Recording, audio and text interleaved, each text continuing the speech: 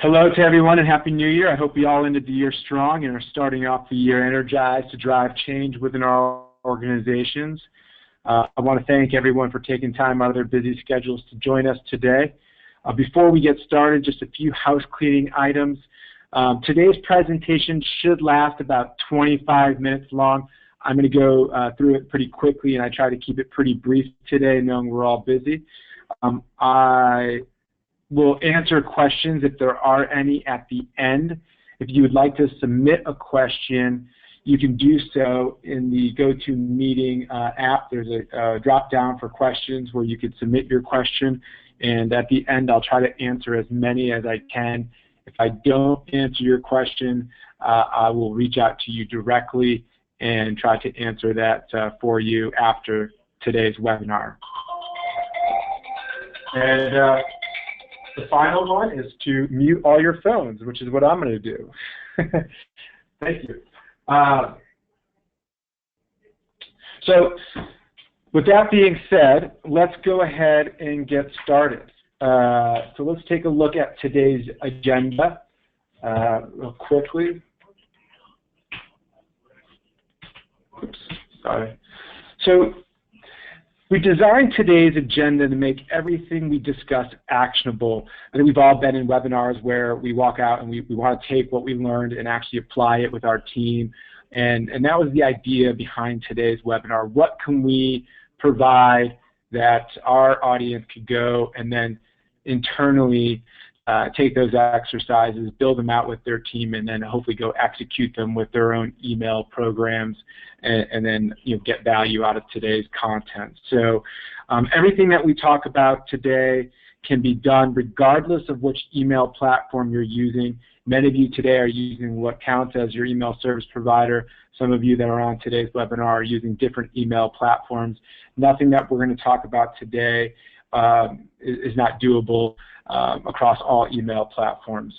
In addition to that, I think everything that we can do, everything we're going to talk about today can be done with your internal teams, and hopefully the timing is really good because I'm sure a lot of you are already in the progress of building out your email plans, strategies, and roadmaps for 2017, and hopefully this will be a great foundation for completing that work or getting started at least. Okay, so the first thing we're going to talk about today is how to build an email roadmap with the understanding of what a value of an email address is worth to your business. And this does go in somewhat of a sequential order, right? The next step, we're going to talk about how to define ways to grow your customer lifetime value to your organization based on your business goals. Then we'll look at ways that you can develop an email roadmap for your team to execute. And then lastly, we'll wrap up with how to prioritize your email roadmap based on the ROI that you expect from each email project, so you focus on the ones that are going to be most valuable to your business right away.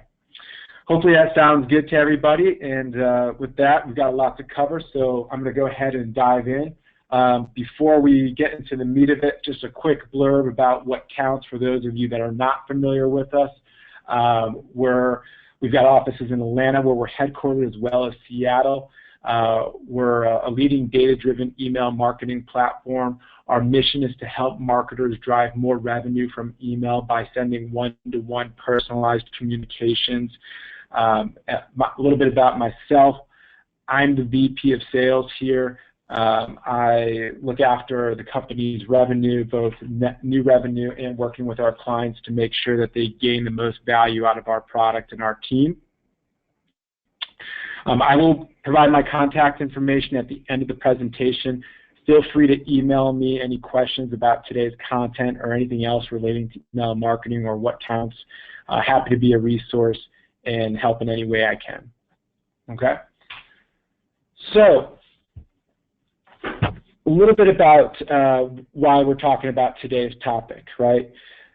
We realize every company has unique business goals and drivers, but in the end, most of the people on today's webinar are being asked by their company to improve one of the following business metrics, if not all of the business metrics that you see here.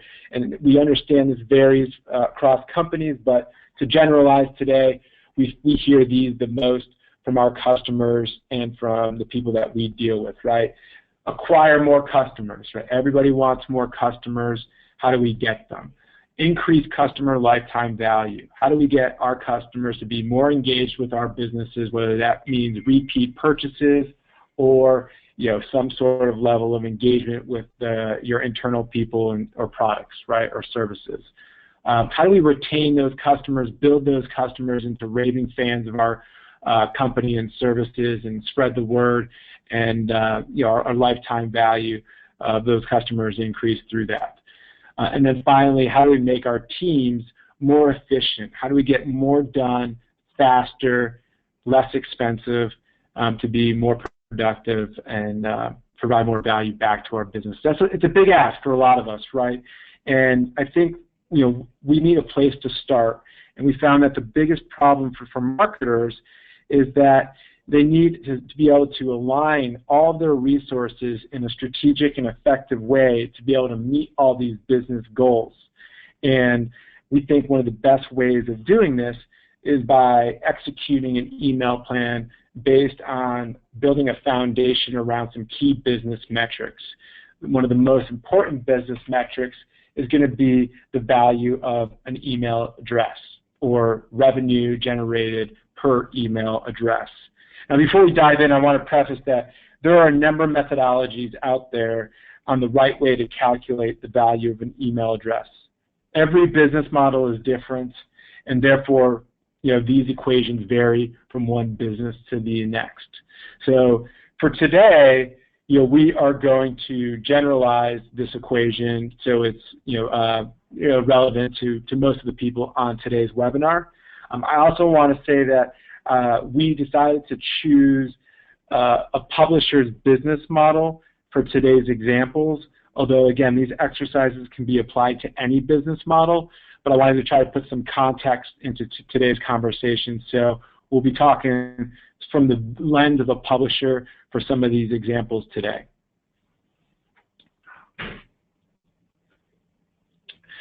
So the value of an email address, right? How do we define the value of an email address? Like I said, we're going to take a simplistic approach to this problem and calculate the value of an email address by adding up all the revenue that is driven from the email channel and subtracting that by the cost associated to the channel. And then divide that number by the number of email addresses you have in your database. With that understanding, let's kind of break it down one by one, right? So starting with revenue, here are some of the most common revenue products that could be tied back to email for a publisher, again, for a publisher's point of view. So again, we're going to use last touch as the source of revenue. There are a number of attribution models that you can use out there, but for today we're going to use last touch, again, to simplify things. So the equation is pretty simple. All the different products that you sell or drive revenue from, and how much revenue is driven from those products from the email channel. So for publishers, they do a lot of events registrations. So they would take number of registrations times the price of the event to get the total amount of revenue driven from the channel, right? Or maybe it's a paid subscription to a magazine or to a newspaper. So the number of subscriptions that are driven from email marketing times the price of the subscription, and maybe even the average length of that subscription for a customer. Publishers drive a lot of revenue through advertising, both directly in the newsletters as well as indirectly on their website. So how much revenue is being sold into the newsletters through advertisements, and then what percentage of the traffic that email is driving back to the website can be contributed to a lift in ad revenue. Now, if you're a retailer, this could be as simple as obviously the number of products being sold through the email channel and what the average order value is of those products and customers. For sure, travel in the travel space or travel brand, It's how many maybe bookings are you driving, and the type of booking that maybe you're driving, whether it's hotel or transportation. But you got to look at one, how much revenue you're driving from the channel, and to simplify it, maybe just use last touch as an attribution model there, right? What is the cost of email to our organization?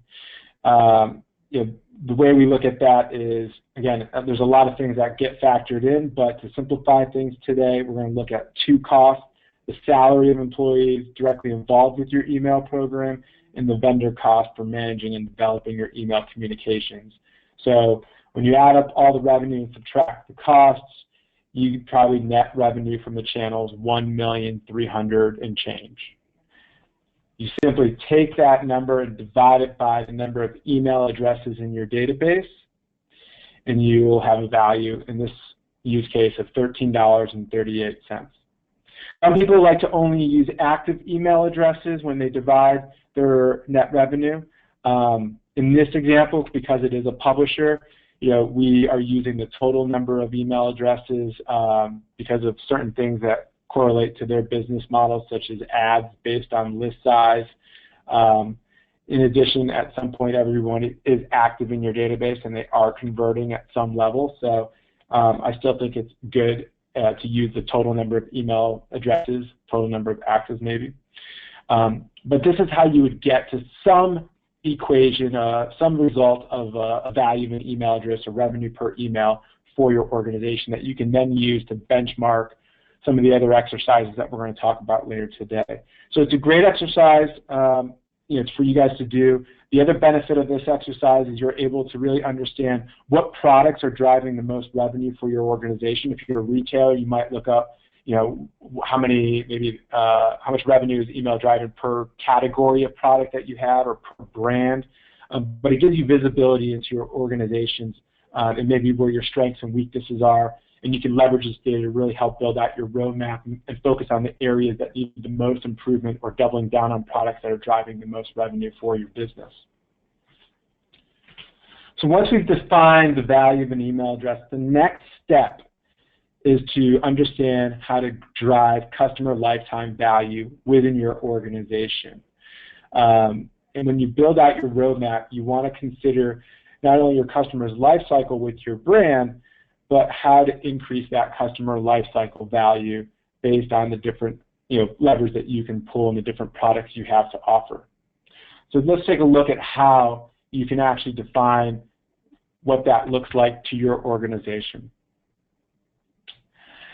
We call this customer revenue segmentation, and what we mean by that, or at least our definition of this, is a segment of customers that represents a specific value to your business based on your business objectives.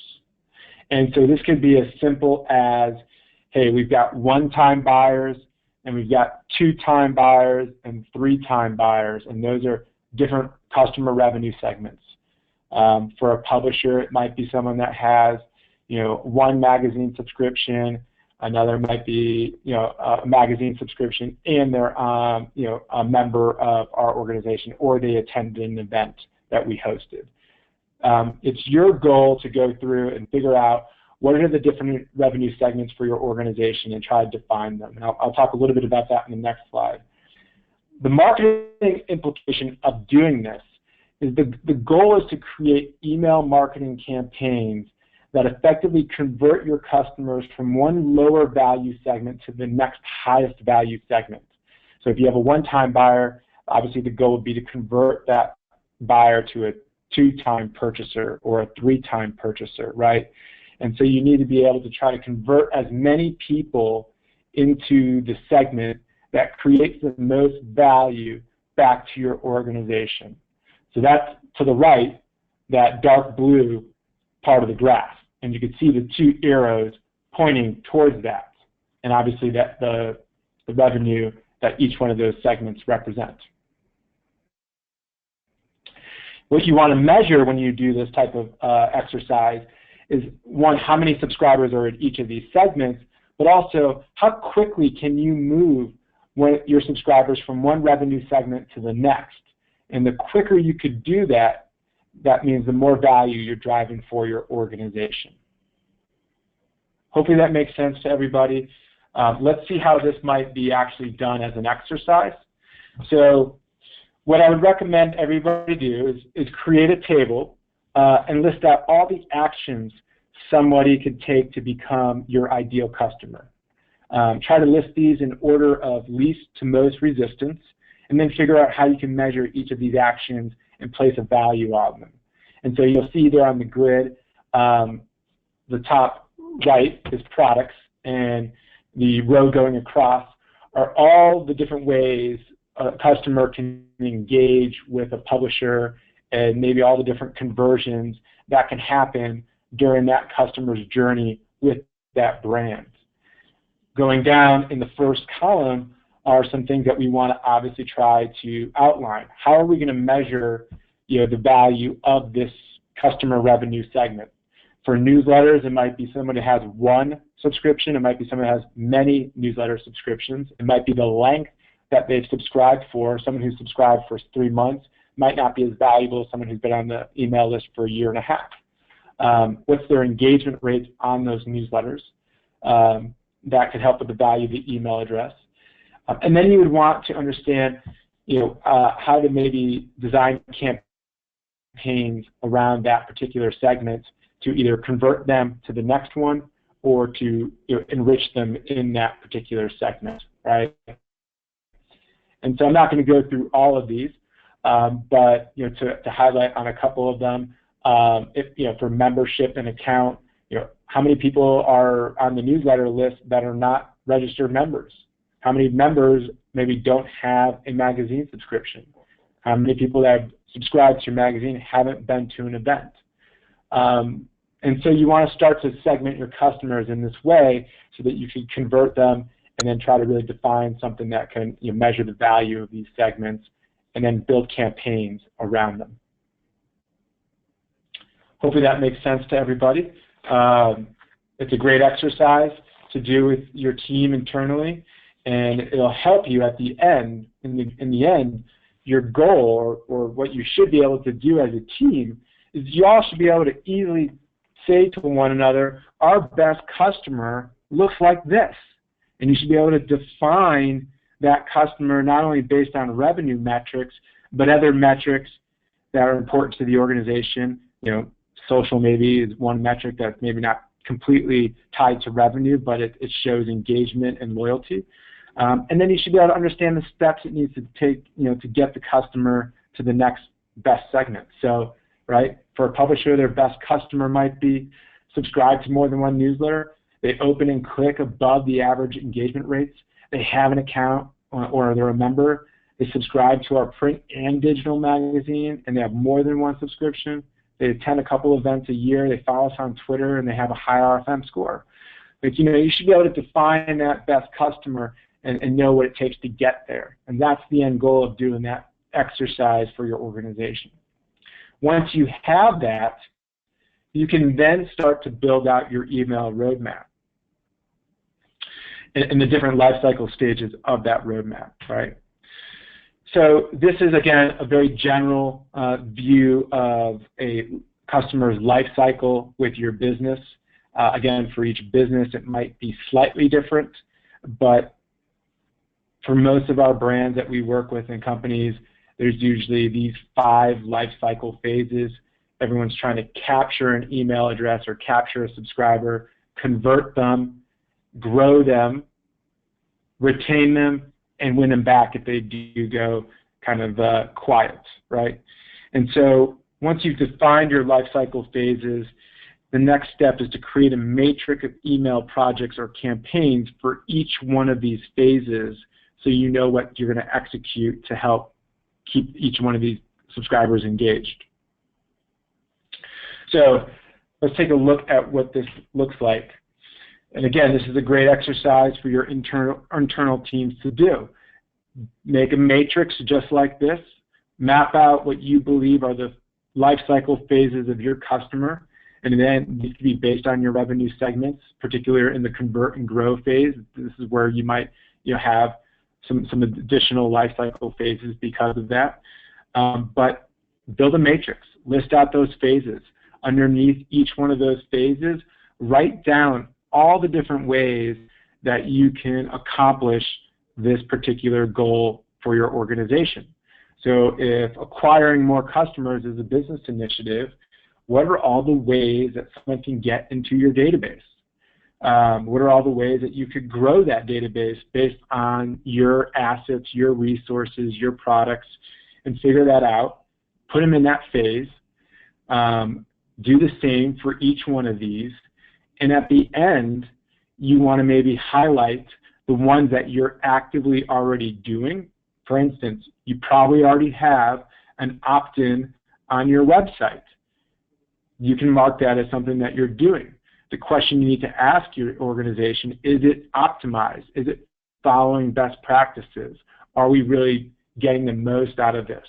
For instance, you see there, it says top right.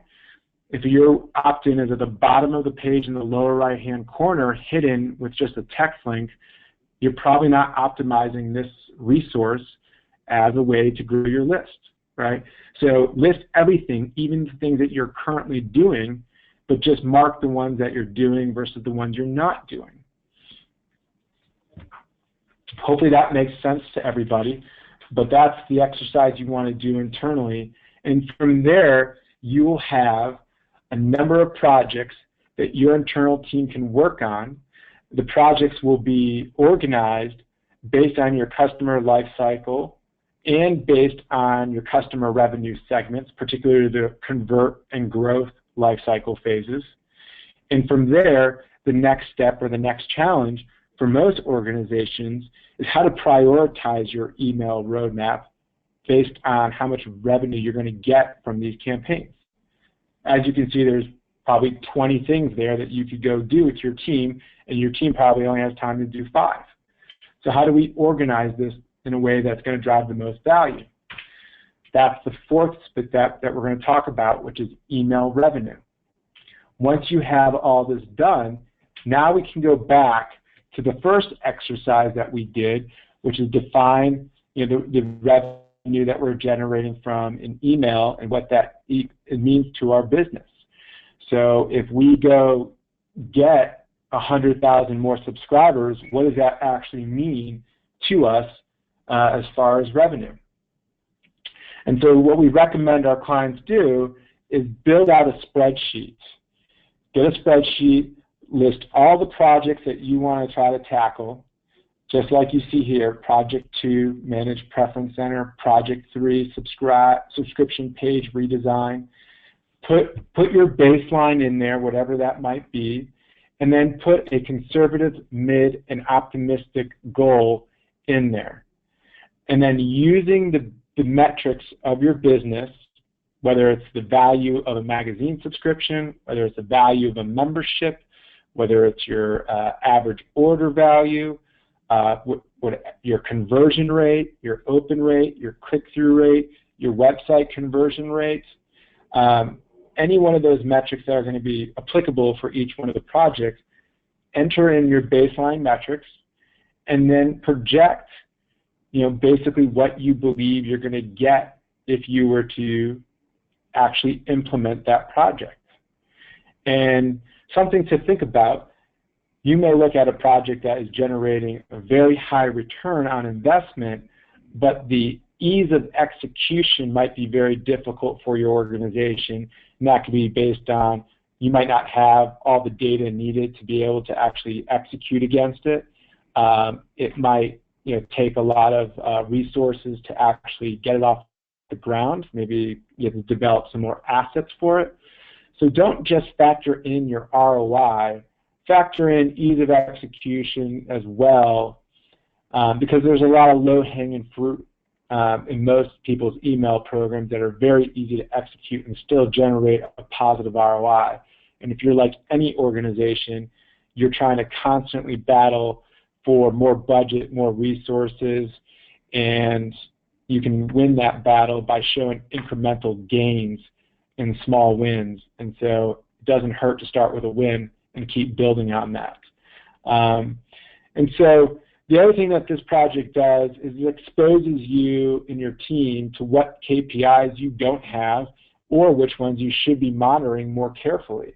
If you don't know, what maybe your conversion rate is for from an email click to a purchase, that's something that you've got to go look for. Or if you don't know, something about like maybe your website conversion rate, how many unique visitors come to your site and actually opt into your email. If you're not tracking that, you then are aware of that, and you can start tracking it, right? And you can start to gather some of that internal, numbers needed to do this. If you don't have the numbers, you should be able to go to your email partner, and they should have some industry benchmarks or some level of estimates that you could use to benchmark. And again, that's why we use a conservative, mid, and optimistic, so you're not promising the world to your team and under-delivering. So it's good to kind of take that into consideration. And you can always adjust these as you start to see the program roll out. So again, I mean, to wrap up everything, we're really looking to take the value of an email address, understand how we're creating revenue for the organization and what the ROI is of the channel, to then use that to actually build out some customer revenue segments based on your business KPIs and goals. Take those revenue segments, map those out along your customer journey, and then actually map out the campaigns and the projects you could do for each one of those life cycle phases, and then prioritize them based on looking at the numbers and creating some sort of estimate on the return on investment for your business. So those are 4 simple projects that anybody can do. We highly recommend it. It's what we try to do with all of our customers to help them. Obviously, WhatCounts has not only a best-in-class email platform, but we also have account management agency services, and one of the agency services we provide to our customers and even to companies that are not our customers, regardless of which platform they're using, is something that we call is a email lifecycle gap analysis or email roadmap audit. And these are the exact things and exercises we are doing with our customers and other people that are not on our platform to help them strategize and execute more efficiently. So if you want our team's help in doing this, there is a service in our agency that can help you, and we're happy to talk to you about those services. So let us know if there's anything we can do there.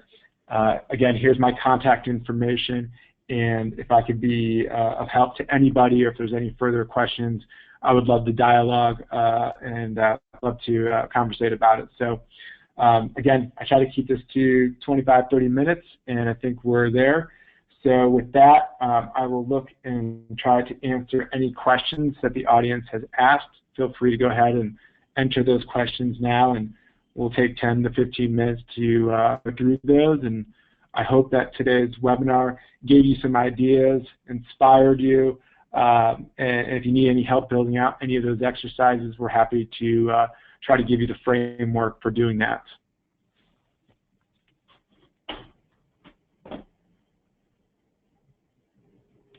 Okay.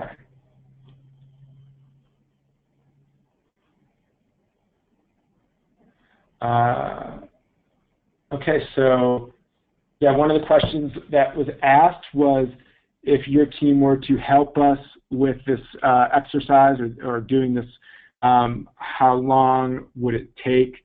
It's about a 3 to 4 week exercise. Our team would meet with your team and basically go through your business model, your business revenue metrics, and then try to do an audit of your existing email campaigns. And then the final deliverability is a PowerPoint presentation with examples of people in your industry, best practices, prioritization of your email campaigns, some level of ROI analysis, etc. So it takes about 3 to 4 weeks, and depending on how involved you want us to get, it could be an ongoing discussion. Let's see here, what else? Customer revenue segments. Somebody had a question about how do you get that information. Again, that is based on your business and what you perceive as a valuable step in your customer's journey. It doesn't have to be a specific monetary conversion like a purchase or a transaction. It could be something as simple as you want someone to join your social network, and so you may do that. It may be download a learning document. It may be come to a webinar like this. Any level of engagement with your organization where you see value can be considered a win in some level of monetary value. What else here?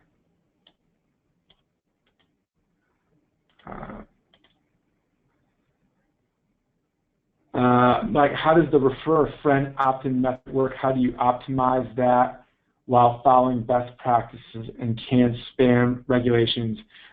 Great question. Obviously, a refer a friend program is one of the more effective ways to grow your email list, and certainly the people that are referring your business to their friends are obviously have some brand affinity and loyalty, and there's some best practices around that as far as how to execute it, and I'm happy to send you a data sheet, a white paper that we did on that might be able to give you some more information. So happy to send that out to the group.